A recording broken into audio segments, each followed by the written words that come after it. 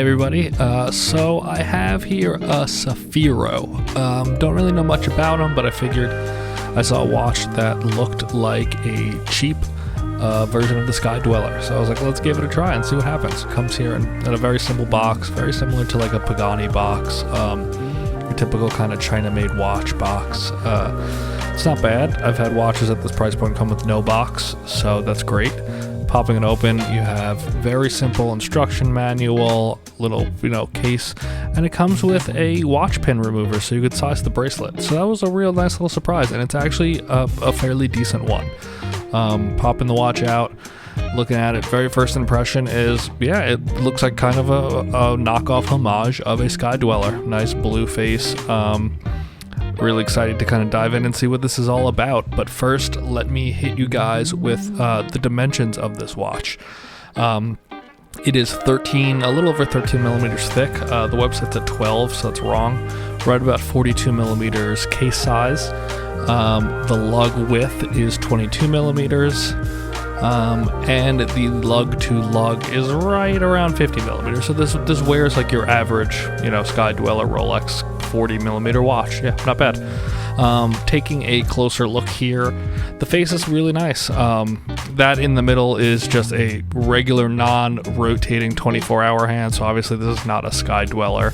It has those little markers around the outside that the Sky Dweller would have the day of the month for, but this doesn't do it. You have your standard Jubilee bracelet here, and a very simple clasp, but this clasp, as simple as it is, works really, really well. Really happy with it.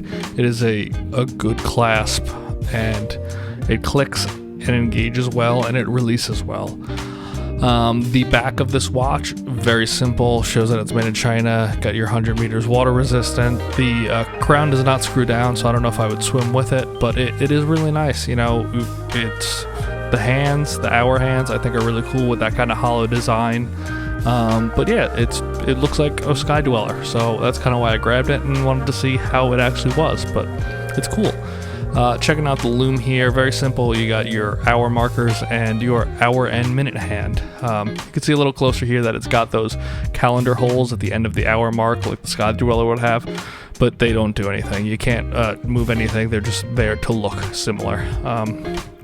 Throwing it on the wrist, it looks good.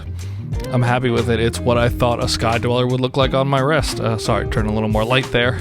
The Jubilee bracelet I'm not crazy about. It doesn't taper. It doesn't do anything special. But for a $40 watch, wasn't expecting that.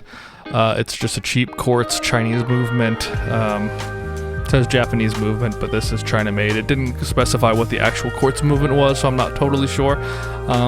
But just want to kind of give it an overview. I really kind of dig, the bezel, how it goes from the fluted look to the non-fluted, as you can see even closer here. But I really enjoyed this watch, guys. This is just kind of a quick overview, and I'll see you guys soon with some other watches. Thank you for watching.